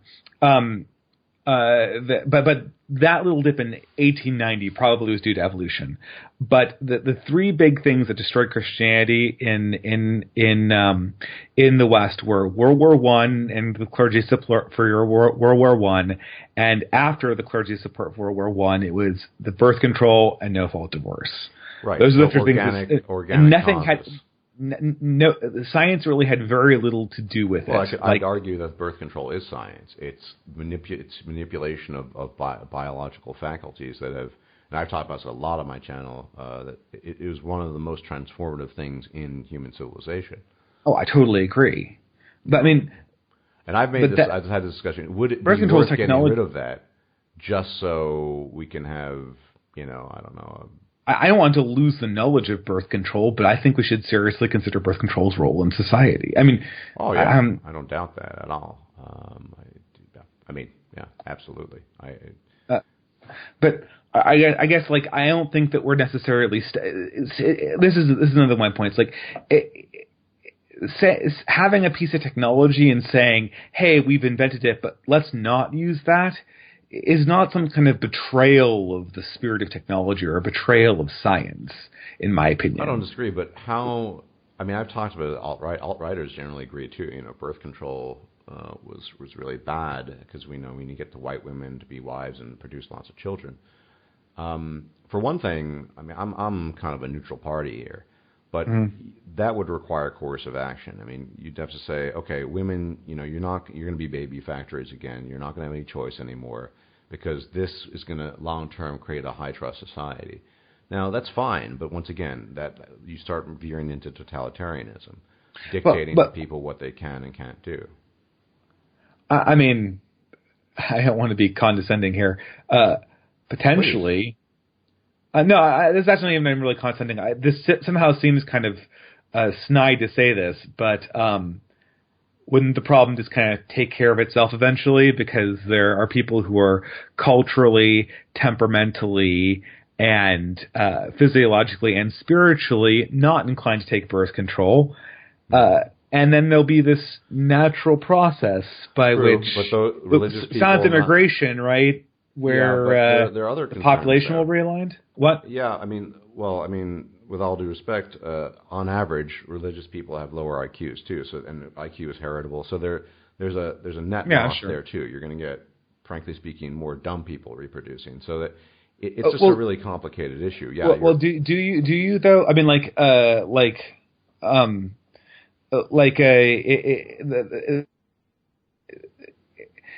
To me, the religion's prohibition of birth control actually has a progenetic effect because birth control has a dysgenic effect.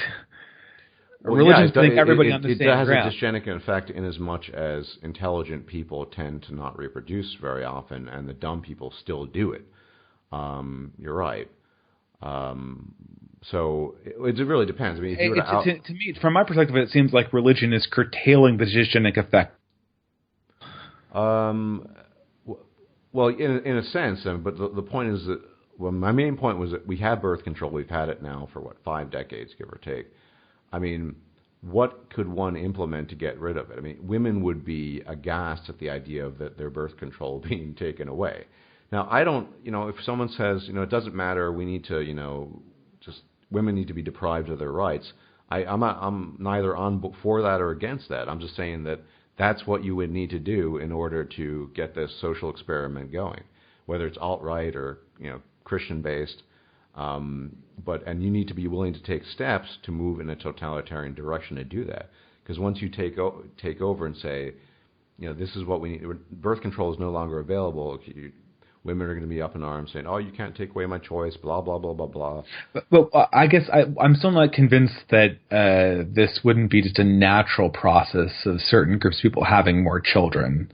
I guess. Yeah, but those are not the groups who are going to do science, and I mean, I know we could debate about. Do you really think that these days it's religious people working in the fields of genetics and biochemistry? I mean, well, I come from a really bad example because I come from a conservative religious community that has like a lot of scientists and they have really big families. That's not representative for a majority of religious community. It's not. I mean, this is sort of like, well, can we make this, right? Because you see this you see highly productive, highly intelligent people with large families in Mormonism, in some religious communities in Catholicism, in some evangelical communities. So the model works.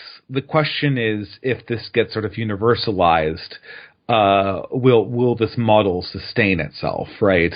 And you need to indoctrinate people. I can't forget about that. But everyone gets indoctrinated. Indoctrinated just means, I think this is the thing, right? I mean, like, you people get taught ideology in schools, right? Even even if I wanted to, knowing what I know about Christianity, I couldn't believe. I find it physically impossible. I can't believe in the story. We're just talking about the sociology here. Right, like I said, I'm not trying to convince you. I'm pretending like I'm not Christian for the purposes of this conversation. I'm just discussing it. But in my own value system, I find it. I mean, and I admit it might be a value I have, but supporting things just because they're useful, when it's very likely things are just manifestly false and incorrect about its particular aspects of a belief or the components of a belief. I personally can't get behind that. I know. Oh, no, I don't get behind that too. I totally agree with you. I want to be clear to the audience. I'm not saying people should believe in Christianity because it's good for society. No, don't believe anything unless you think it's true, please. Okay. Well, at the very least, very clear. Yeah, right. I'm just saying that I'm taking a step back out of my mind and just saying, as sociologist, right? Blah blah blah blah. So do you think that this could be potentially a substitute? I guess a band-aid. Band-aid would be temporary, but a solution, a cure for the ills. I mean, we could get rid of all the racial stuff. Everyone could just believe under the doctrine of, I don't know what version of Christianity you support, but some Catholicism. Catholicism, right? The Pope will be seen. I mean, you have an authority figure, and the Pope is a representative of God on earth. I mean, we've literally done this before. Right. It was the fall of the Roman Empire. Literally, what happened was, an elite just totally lost control of the situation. You had a bunch of immigrants coming in who were just destroying everything. We lost a lot in the process. We lost civilizational advancement, and you lost a lot in the process. None of that had to do with Christianity. It had everything to do with the fact. My point is that I'm very worried about. I've talked about this with lots of people, but this idea that we can go back, because I said this in a recent podcast, that tradition and conservatism, they only exist in an environment that is dangerous, that is sparse in resources. I mean, that's the nature of conservative, to conserve, the little that is there, right? Without that, in the modern world of abundance, the only way to get back to that society is to regress in terms of technology. We can have this conversation. But do you have to, though? I mean, I know lots of people who history proves that that's the case. I think so. I mean, couldn't we impose constraints on ourselves? I mean, it doesn't seem. You could. I want to hit you with this. I'm kind of curious, right? Like, so like I've talked to a bunch of MGTOWs, and none of them seem very happy, right? But hear me out. Okay, like. But I know a bunch of celibate men who are like monks, and they seem like way happier than... I'm kind of a monk, actually, but I'm more exception than the rule. So Sure, but I think you sound like you're probably pretty satisfied with your life, but a lot of people who are like in this... What I'm trying to say is that in a lot of ways, it seems like people who place constraints on their lives sometimes seem happier than the people who don't. I'm not really developing an idea here. This is just an observation. No, I would agree with you, but it's based on assessment. So, I mean, full disclosure, everyone in the subs knows, I'm a monk, I don't have sex, I don't deal with women, etc. But that's because I do a cost-benefit analysis, and I find it the interaction with women and dealing with them far more costly. Generally speaking, they have virtually nothing of interest to say to me. They tend to be emotional. I don't value emotions too much. So, that's a personal judgment I make, and I say, okay, I get rid of that element of social interaction, and I feel a lot better for it, to be honest. Less stress, etc., etc. I mean, celibacy has its benefits. Absolutely. There's a reason why people have practiced it for time immemorial.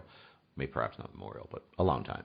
It's an honor. I think that we have to emphasize that there's different lifestyles that don't always involve relationships, Oh, yeah. But I mean, this is the other thing, I think, that there's a compulsory nature aspect to, you got to get in a relationship, you got to do this. And I did that for years myself, and we're totally veering off the original topic. But Sure. And I realized that, let me just try something else. And being chaste and celibate, I have less stress. I have greater peace of mind.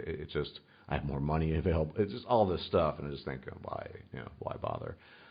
Even though that's what society was telling me what I should do. And I mean, it's a separate topic, obviously, but I guess you could impose these things, but once again, how do we get a party or a political body in a power that would impose these constraints? I think, constraints probably, if you wanted to achieve a certain vision, would be good, but then it just becomes a matter of which ones you want to constrain. If you were alt-right, it would be, we have the society, you got to be white, no dindus, as they call them, blah, blah, blah. And, of course, women in that society wouldn't have any rights to vote. I'm not a racialist. I only focus on values and ethics and stuff like that. That's fair enough, but they would argue that that's part of race, and so I mean it really comes down to which values are you trying to prop up. I mean, as a transhumanist, I think the only way we can get past all of this is to genetically modify ourselves, and there will be videos forthcoming on that. Sure, I'll be looking forward to them. Yeah, but I mean, we've kind of really, I think that we've gone far afield. Yeah, I know. Yeah, so the original, we've really gotten quite far afield. So the, we've gotten so far afield. We've gone off the path, and I don't remember where we started on our. We were talking about things that could oppose that. We agree that I think the thing with the anti-SJW thing is we both kind of agreed on them, right? Where like these guys are incapable of beating the SJW. So now how we got on this topic was trying to think of other communities that could beat the SJWs, right? And one of the potential communities that could, we discussed the alt-right, and now we're discussing the religious option, right? Yeah. The so religious that's how option could be there, but I guess what we will see then in this regard is just multiple factions opposing SJWs. We agree that the anti-SJWs are just kind of moribund, and I think they'll go extinct in the next few years. At least as a concept, as a monetary concept. I think they'll be profitable for a while yet. I give them another 5 years max. I think by then the paradigm shift will, or maybe I'm wrong. I do think that.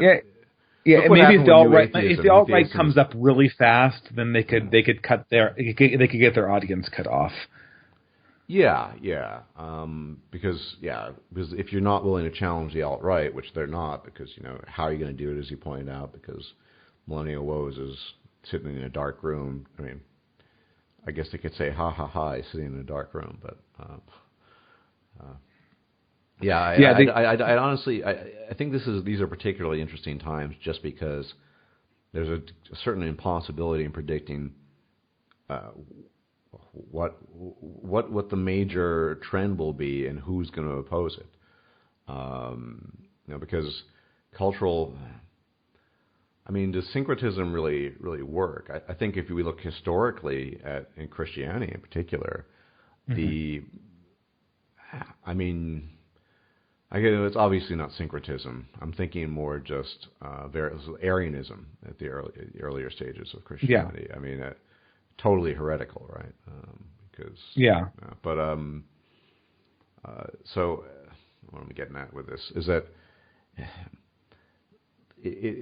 different branches seem to eventually sort of be purged. So maybe there'll be a kind of conflict, not a real bloody conflict, but a conflict of argument and what have you, and eventually there'll be some final version of it. I mean, but even then, I guess it never stopped with the Reformation in terms of Christianity. So, I'm convinced that the anti-SJWs like Sargon are doomed in the long run. Oh yeah. I think though that I think that we're talking Sargon doesn't need this to work for 100 years. No, he doesn't. But he does need it to work for decades potentially. I know. I'm only convinced that the anti-SJWs are doomed in like a 20-year time frame, which I don't think is really going to be I don't think that's going to I'm not waiting for Sargon's channel to collapse anytime soon. I guess I'm not either. I should add, I don't really I'm not a malicious person. I don't bear malice towards Sargon. I dislike his fence sitting basically, and I'm just not a fan of it. But maybe 20 years is more accurate. I'm not sure. I think it'll be sooner. But I just don't know what's going to... It totally depends on so many things. It depends on whether the EU collapses now or later. It depends on how Hillary decides to rule the country. It depends if there's going to be a giant censorship campaign on YouTube, which seems like it could happen at any time. True fascism revisits Europe. I really don't know. Yeah, there's too many imponderables. Yeah. It's funny talking about all of this, growing up in mostly the 80s when I was most cognizant of stuff. That long... nobody back then thought any of this was possible. Never mind the internet. Nobody thought fascism would potentially rear its head again. And there are legitimately fascist parties in Europe. I'm Hungarian American. There's a fascist party in Hungary, Jobbik, for example. People are accusing me they're not fascist. They are. I mean, there's a conservative party, which I like, and then they're into, weird things like, 8-year prison sentences for gay people and stuff like that. But nobody thought about this stuff back then. It was. I kind of miss the 80s. There was a kind of a pristineness to it all, an innocence almost. America. Of course, I was young, bought into the propaganda. This was America and blah blah blah, and society. Yeah, I mean, it was simpler, I think, right? Life was simpler. I appreciated it. I retrospectively, I appreciated it. Unfortunately, we didn't really make the transition well. I remember so my academic background is actually in the classics, Latin, Greek, as well as some... Oh, really? That's awesome. Yeah. But I'm not religious, but still, no, that's fine. It's fascinating stuff. But and my parents kind of told me, "Oh, don't worry, just study what you want." And I wasn't one of these, I'm going to get an English degree. I really valued the traditions of Western society and the history. That's why I studied the classics. And so I'll do this. But the job market had changed. It wasn't good enough to get good grades from a decent university, and just everything had changed. And so already in the 90s, the mid-90s, when I was studying, things just had shifted so much, and yet people were still mentally living in the 80s and sort of that backdrop. And it's and then now I look at the landscape now, women running around with bags on their heads and walking around German streets listening to Arabic and on every corner, and I'm just thinking, and then the possibility of fascism rearing its head again. It's crazy, and now we have the internet, and I don't know. Sometimes I feel like my head's going to explode because of all the changes that have taken place in the last 2 decades, and here and all I want is to live my monkish life in peace and quiet and contemplate about things of transhumanist nature. But it seems an impossibility given the exigencies of our time. It's why I even talk to the alt-right and talk about this stuff. I'd much rather talk about other things sometimes, and even, my other background is in linguistics. I have 2 graduate American degrees in linguistics and translation, but I don't really talk about that much because it's just not very compelling. It's I don't know. It's very the world is in some sense alien, even as I struggle to try to understand it right now, and we're really living in a time now where anything could happen. I think. We could completely not see fascism, for example, but we could see it. We could totally see it. Anything could go, and I think there's a certain frightening aspect. I'm not going to lie. I sometimes long for the simplicity of the 80s. But at the same time, isn't there? It does seem like there are some more possibilities too. I mean, in some sense, we're kind of confronting a lot of contradictions that have been in society for quite a long time now. Indeed, absolutely. I mean, the notion of egalitarian, I don't believe in that. I think if we could strike the concept of fairness from human consciousness, I think we would be doing us, every one of us, a service. I mean, we're confronted. Yeah, I think things are coming to a head. We've had basically decades of indoctrination of, I think, lies, egalitarianism, free to be you and me, women can do anything men can do, blah, blah, blah, quotas, affirmative action, all predicated on things that don't map on the reality very well. And now we're bearing the consequences. So I guess it's a kind of reckoning. It's I wouldn't say it's a final reckoning, but it's a reckoning that's been long cooking and in the making, and there are just all these different factions and out there, and so many responses. Even MGTOW, and I don't really. There's a lot of craziness in me. I don't really like using the moniker. I just refer to myself as kind of a bachelor or a monk or whatever. But would you like the word, the Catholic term, contemplative? Well, I try to be a contemplative. I don't think I'm smart enough to be a proper one, but I mean, I think that too is a response to just certain levels of dysfunction in society. Divorce, no-fault divorce. Yeah, that's a big one. In great depth by MGTOW people, including myself. I think it's a very complicated issue how it arose, but there are all these different factions, just discontents, if you will, of varying sorts, and I think the SJWs don't even realize that they're discontents. They're living in a fog. They're just so detached from reality and what's really happening. There's this weird thing where they think there are these rebels and they don't understand sort of how on top of things they are. They don't understand that they're conformists. They're not rebels. They're they're super conformists. I don't know. I hate to use Game of Thrones references, but feel free.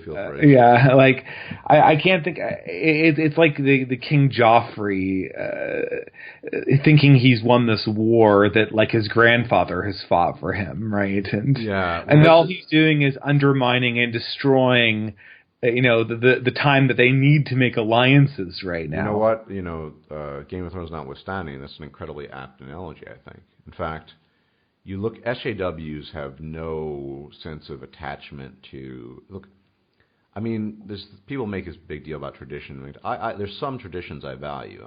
That's why I studied the classics. I hate the millennials' inability to articulate themselves. I hate their poor diction and grammar. Because I think there's value in having standards, for example, in language and what have you. So it's not, people misinterpret that. But yeah, they're essentially just tearing down the edifice. Well, they're not at the edifice just yet, but they're tearing down the superficial structures. It's almost akin to, look at this, beautiful building that we have here. There's so many. we can metaphorically say, millions of architects throughout the centuries have worked on this, and what we're going to do unknowingly is we're going to tear it down, but we're going to pretend that we're going to build it even higher towards the heavens, and it's delusional. They're just ripping everything to pieces and shreds, and they have no awareness of it. And I think the Joffrey analogy is pretty telling. Tywin Lannister, whatever you might think of him, was. I mean, in many ways, Tywin Lannister is sort of the liberal order of the baby boomers, right? And Joffrey is the millennials. They think that they're some victor, but their victories were bestowed upon them due to things that had happened in the 60s, essentially. Yeah, well, and I would argue that Western civilization and tradition is a long succession of just many failures, small triumphs. It took a long time to get here, and I don't know how long. I mean, are we going to dismantle it all? No, but we're certainly purged. We're certainly on a sort of the edge of a cliff now. Posed some of these people, these SJWs, posed to just try to tear it all down. This is what I dislike. I mean, you can have a debate about values, and I like Western values, certain traditional, like I said, standards of language, appreciation of philosophy and the scientific tradition, all these things, and that's why I oppose SJWs, because they don't give a shit about that stuff, and they actually actively seek to destroy it in many cases. And this is, I think, why there needs to be opposition. And this is why what infuriates me to some extent about anti-SJWs, because they don't stress that enough. It's just, most of the time, it's just, this is stupid, this is ridiculous, with these hollow arguments about egalitarianism. Because people need to oppose SJWism, but they're just generally regarded as a joke. And there's the point that Millennial always made, well, not indirectly once, everyone thinks SJWs are a joke, and so in opposing them, you become part of the joke, at least in the manner that it's done. You know what I mean? Yeah. It doesn't seem like they're really pushing back on the core. They're just kind of critiquing the superficiality of it all. Yeah, and I think that's why I'll definitely give your channel a plug-in. I think theological or metaphysical disagreements notwithstanding, you seem to be a pretty thoughtful guy who is aware of these things and really has given a lot of thought to it. So that's appreciated. Thank you very much. I enjoyed this conversation. It was really quite interesting and engaging. So I don't think you'll find, not because I'm exceptional, this conversation with Sargon. In fact, I predicted. I know he offered to talk to you. It'll be the same crap he gave me. I said, well, that's not really egalitarian, and he's not. People on my channel urged me for eons to get to talk to Sargon, and I finally did, and it was just a failure. But anyway, I think it's very late there. Yes, it is. I apologize, but it was the only way it seemed to work. No, it was perfect. Thank you very much for the conversation. Yeah, I appreciate you talking to me, and I will give a plug in your channel. Everyone check out his channel. It is the Distributist, and small channel, but I guess one of those nuggets of gold, or one of those pearls awash in a sea of dross, which I would describe as YouTube. So, definitely something to check out, and I hope you make more videos. All right, I will certainly. Okay. If you liked this video, please like, share, and subscribe. And if you enjoy my content, please consider making a donation or becoming a patron. Thanks for watching.